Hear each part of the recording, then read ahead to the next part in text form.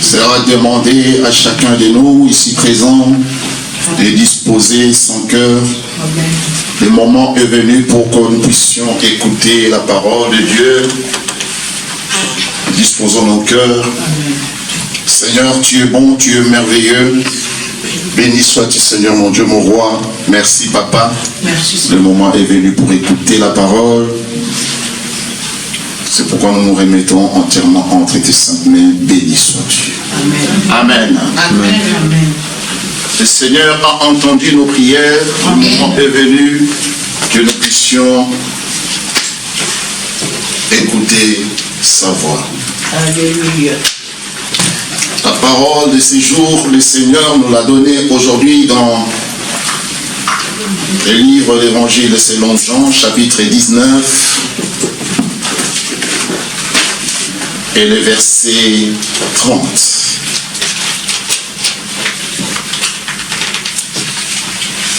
Et le thème de la parole, c'est l'affranchissement.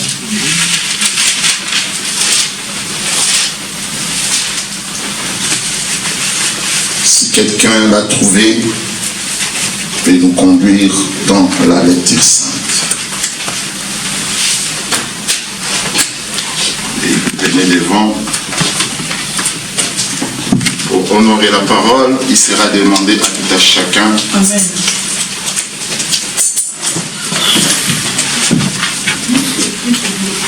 Tu prends tout le temps, comment on va parler à la parole. Jean 19. Comme ça tu me fais. C'était Jean 19, quel verset? 19, 30. Je lis la parole au nom de Christ dans l'évangile de Jean 19, verset 30. Amen. Je lis au nom de Christ. Quand Jésus eut pris le vinaigre, il dit, tout est accompli, et baissa la tête, il rendit l'esprit. Amen. Encore ma sœur, prophétesse de Dieu. Quand Jésus eut pris le vinaigre, il dit, tout est accompli, et baissa la tête, il rendit l'esprit. Amen. Amen. Seigneur Dieu Tout-Puissant, béni sois-tu pour ton amour, pour ta paix, pour ta grâce. Le moment est venu, Seigneur, que nous puissions écouter ta parole. Merci pour la lecture que tu as utilisée ta servante pour nous conduire dans la lecture sainte. Seigneur, je me remets entièrement entre tes sept mains afin que tout ce qui sortira de ma bouche ne vienne pas de moi, mais qui vient de toi, parce que c'est toi qui as la divinité, la sainteté, et tu as la puissance auprès de toi, Seigneur, que nous venons nous ressourcer. Amen. C'est pourquoi, mon Dieu, mon roi, circoncis ma langue, Amen. que je ne sois pas moi, Amen. mais que toi tu vis en moi, afin que tout ce qui sortira, Seigneur, pour aider, pour sauver, pour délivrer, pour affranchir ton peuple dans ce monde, mon Dieu, mon roi, que nous sommes en train de partager, nous sommes en train d'accomplir ta mission. Amen. Béni sois-tu. Béni sois-tu. J'ai ainsi prié au nom puissant de Jésus-Christ et nous disons Amen. Amen. Amen. Asseyez-vous à la présence de Christ. Êtes-vous dans la joie? Amen. Si vous êtes dans la joie, donnez un bon amen à Dieu.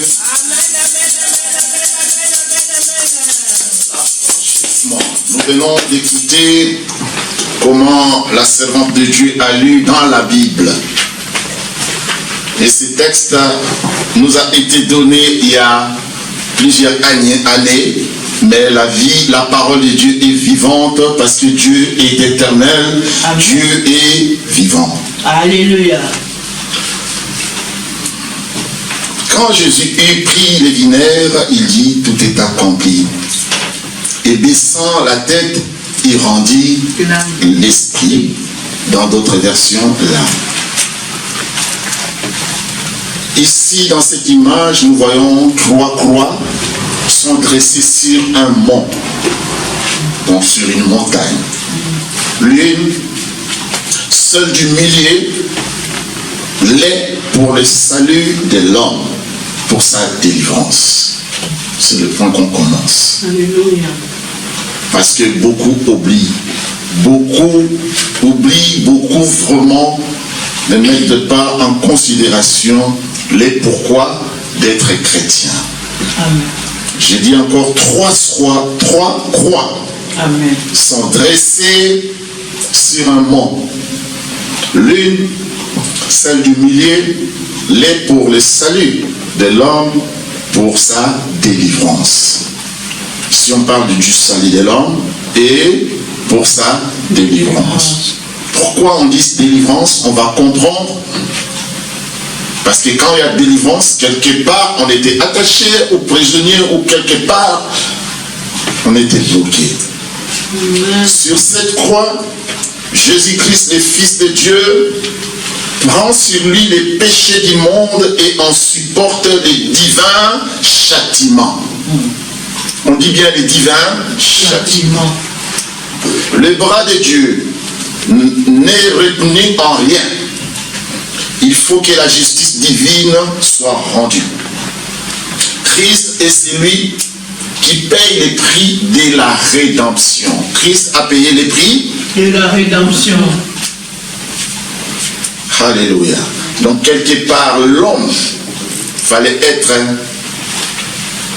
racheté. Fallait que la vie que nous menons, que quelqu'un vienne payer les prix plutôt de la rédemption. Donc il devient directement le rédempteur. C'est pourquoi ici on dit, quand Jésus eut pris les vinaigres, il dit tout est accompli. En baissant la tête, il rendit l'âme ou l'esprit.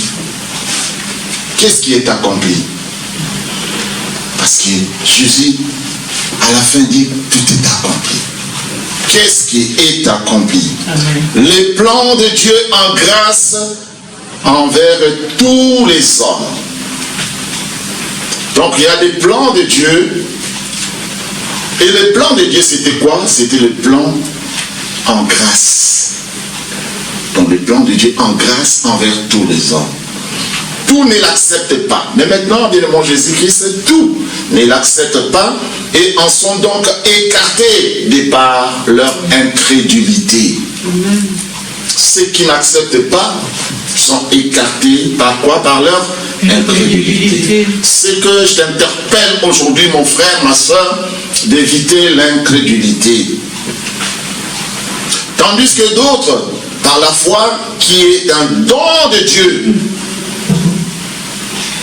Donc nous avons deux catégories de gens.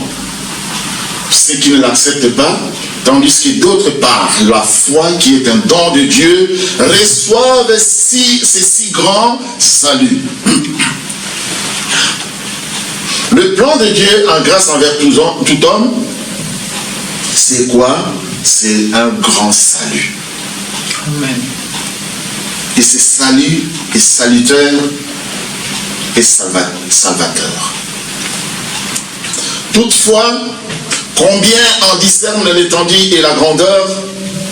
Car limiter les saluts à la croix, au pardon divin, grâce au sacrifice sanglant de Jésus-Christ. Jésus-Christ revient à ne voir qu'un aspect, certes très précieux, de cette œuvre divine, parfaite, merveilleuse et complète. Je vais expliquer ici à tout à chacun, c'est lui qui limite quoi? Le salut, tout simplement à la croix, parce que c'est un pardon, comme nous le disons et nous le savons tous, un pardon grâce à ces sacrifices sanglants de Jésus-Christ. On revient à voir tout simplement un aspect, c'est vraiment précieux. Jésus-Christ a donné sa vie, Jésus-Christ a accompli une œuvre divine, parfaite, merveilleuse et complète. Mais sur cette croix à Golgotha, tout chrétien doit-tu voir aussi sa chair corrompue, crucifiée avec Christ. Amen. Vous comprenez? C'est un peu difficile, mais on va comprendre petit à petit. Donc, dans cet aspect, si tu limites tout simplement cette œuvre que Jésus, le salut que Jésus a fait sur la croix, tu le laisses à Jésus-Christ. Amen. Alléluia. Tu le verras, c'est bien. C'est une œuvre divine. C'est une œuvre parfaite, merveilleuse. Mais le Seigneur vient encore de nous dire ce qui est important. Sur cette croix au Golgotha, c'est pas tout simplement Jésus-Christ, mais tout chrétien dois-tu voir. Donc quand tu es là, mon frère, ma soeur, tu vas voir aussi que ta chair aussi, qui est corrompue. Amen. Corrompue par les quoi? Péché. Par les péchés. L'amertume, faiblesse, jalousie, vol, fornication. C'est tous ces genres de faiblesses qui corrompent le corps parce que ton corps porte encore un fardeau très lourd. Mais ce corps-là, par grâce et de grâce, par le plan de Dieu,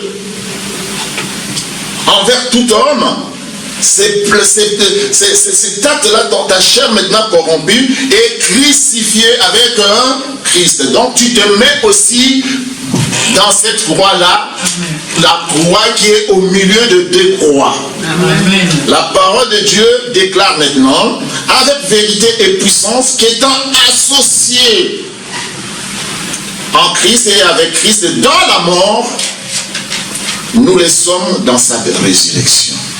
Vous comprenez maintenant? Parce que l'homme, comme il était corrompu, l'homme ne pouvait pas avoir la résurrection. Amen. Ne devait pas avoir la résurrection. Mais maintenant, quand tu es associé avec Christ sur la croix, donc tu es mort avec et tu seras ressuscité avec. Alléluia. Alléluia. Amen. C'est une bonne chose. Et je peux acclamer le Seigneur parce que le Seigneur est bon. Le Seigneur est merveilleux. Alléluia. Dans la grâce, loin d'autoriser le péché, délivre de l'empire du péché. Délivre de l'empire du péché. Quand vous allez lire Romains, vous allez essayer de lire Romains 6. Vous allez comprendre ce que le Seigneur veut vous parler. Donc, le premier verset seulement. Quelqu'un peut lire le premier verset de Romains 6.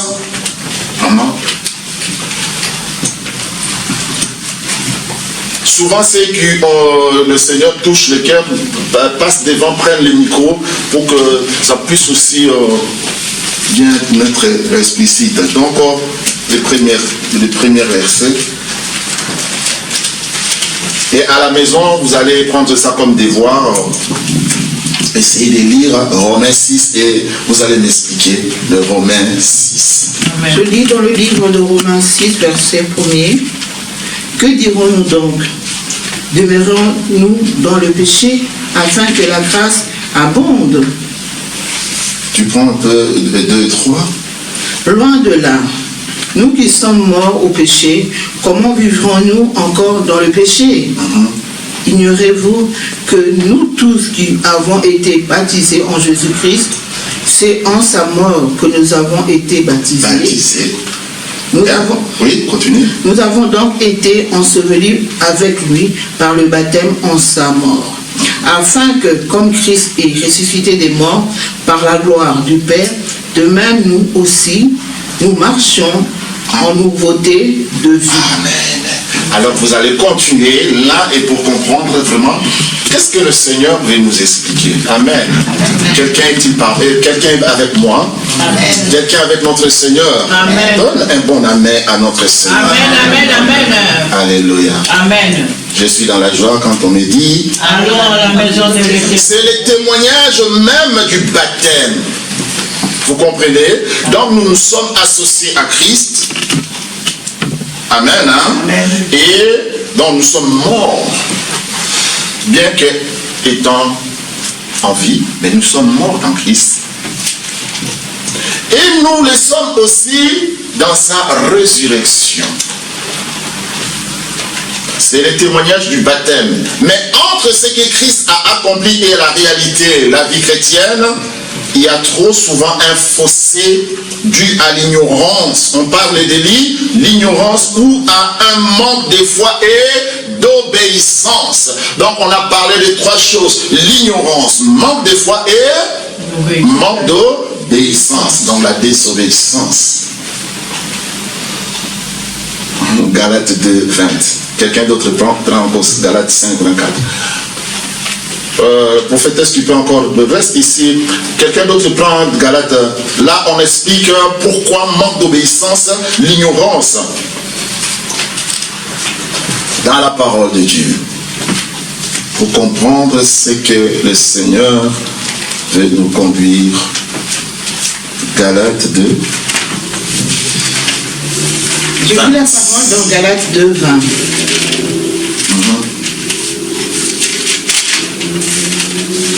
J'ai été crucifié avec Christ. Alléluia. Et si je vis, ce n'est plus moi qui vis, c'est Christ qui vit en moi. Si je vis maintenant dans la chair, je vis dans la foi au Fils. Si je vis dans la foi au Fils de Dieu, qui m'a aimé et qui s'est livré lui-même pour moi. Alléluia. Amen. Amen. Quelqu'un a-t-il compris? On a compris ce que le Seigneur nous a parlé. C'est clair. La Bible nous dit clairement que nous sommes associés avec Christ. Donc, Paul dit, je suis crucifié. Amen. Comme tu es là, tu es crucifié. Quelqu'un peut répéter, je suis crucifié. Je suis crucifié Avec Christ. avec Christ. Et je ne vis plus, Et je ne vis moi, mais Christ vit en moi. mais Christ vit en moi. Alléluia. Amen. Quelqu'un peut dire Amen. Amen.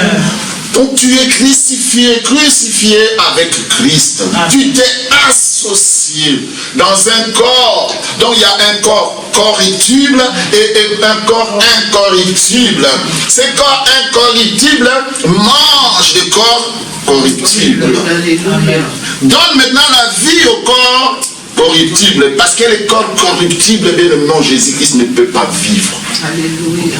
devant le Seigneur. Le corps corruptible est faible. Amen. Amen. Le corps corruptible est vulnérable. Amen. Le corps corruptible s'éloigne toujours. Et le corps corruptible, qu'est-ce qu'elle a? Et qu'il a bien mon Jésus-Christ, il a, comme on dit ici, il y a un fossé. Donc le corps corruptible, il y a un fossé. Donc les boulus à mon aîné. Et ce fossé-là, parce que le corps corruptible porte l'ignorance. Amen. Mon peuple périt par connaissance. Donc quand il y a un manque de connaissance, quelque part, il y a une petite connaissance, mais l'ignorance ne permet pas que tu puisses connaître vraiment la réalité. Et tu ne te mets pas dans la réalité qui tu es. Alléluia. Amen. Et au manque de foi. Donc le corps corruptible ne t'empêche d'avoir la foi. Or, nous avons écouté, qu'est-ce qu'on avait dit? La foi nous permet d'avoir quoi? Une confiance. Alléluia. Confiance en Dieu. Et nous permet d'avoir la croyance. Cette croyance-là pour nous dire quoi? Que Dieu est là. Alléluia. Amen. Alors quand tu t'es associé avec Christ, qu'est-ce que Christ disait? Je suis l'envoyé de Dieu. Mon Père m'a envoyé. Vous ne voyez pas ce que vous ne connaissez pas, mais moi je connais, parce que je viens d'en haut. Donc quand tu t'associes avec Christ, tu sauras ce que tu es en train de faire. Alléluia. Amen. Tu sauras pourquoi les matins je me lève. Ça ne sera pas une habitude.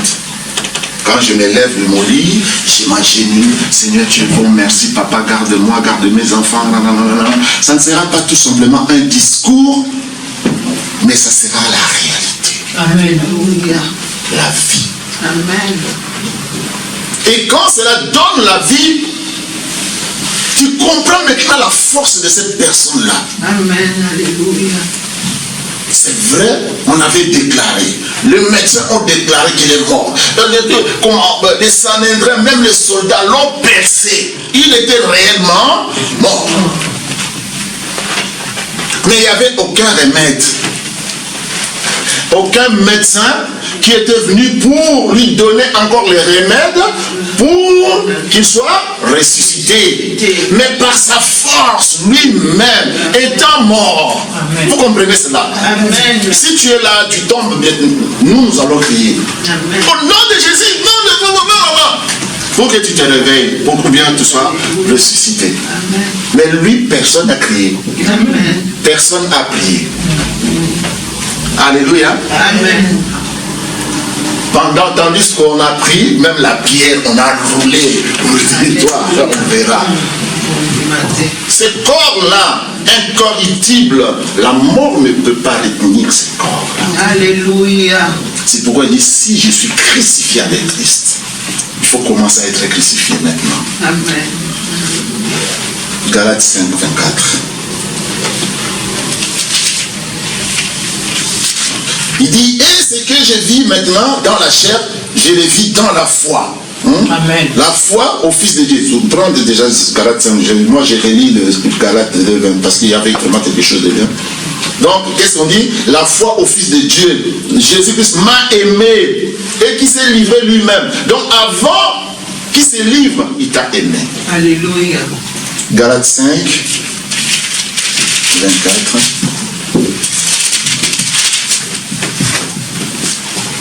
Je lis la parole dans le livre de Galates 5, 24. Ceux qui sont à Jésus-Christ ont crucifié la chair avec ses passions et ses désirs. Alléluia. Maintenant, on parle de Jésus-Christ, on dit, ceux qui sont crucifiés à Jésus-Christ ont crucifié la chair. Et ses désirs. Là, ça commence à... Ça, c'est un processus maintenant. Amen. Parce que la chair aussi, a quoi? À ses désirs. A ses passions et... Ses désirs. Passion, désir. Explique-moi cela. Passion, c'est quoi? Désir, c'est quoi?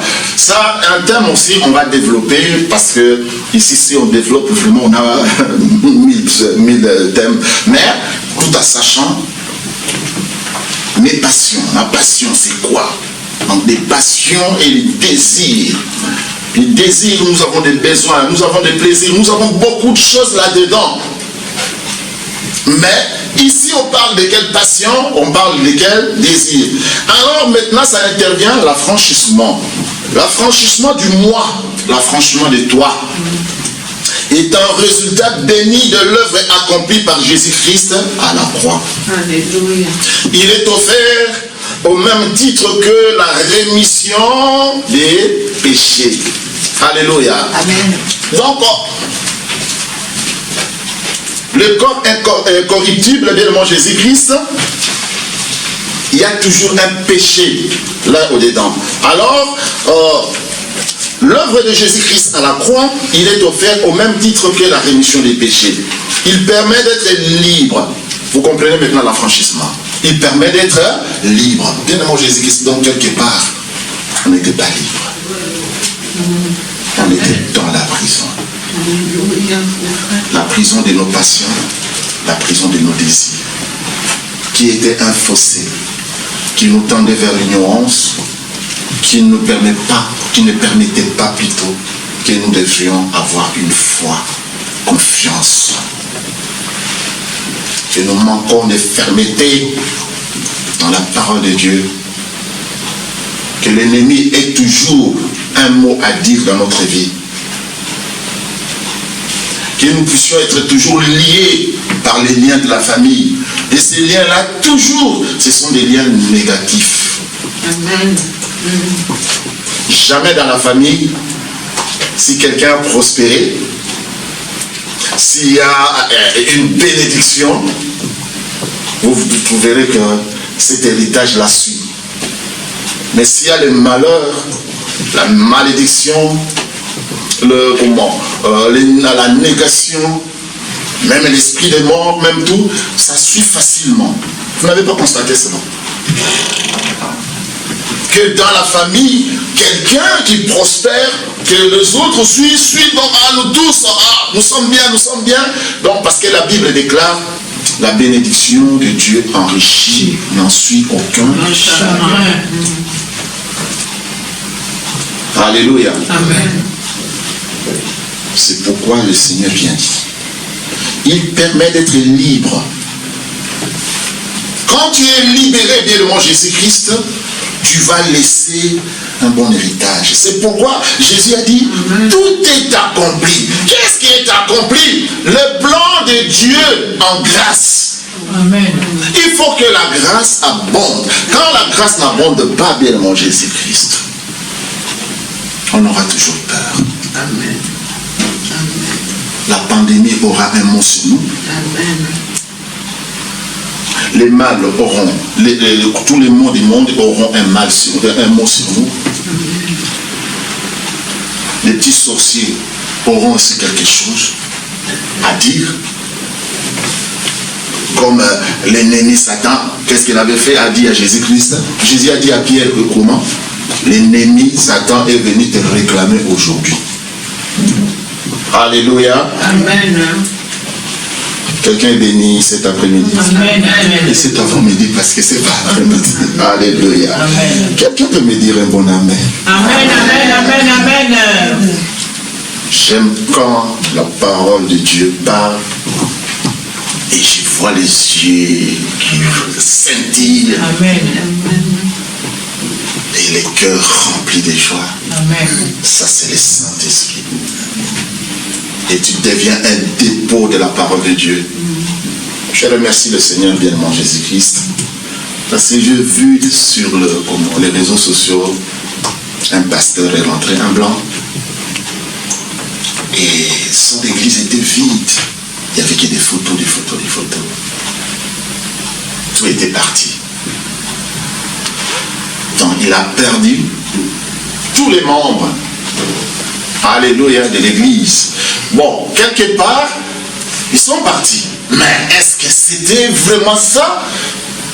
Et il est venu avec toutes ces photos-là. Je remercie le Seigneur, je vous vois en bonne santé.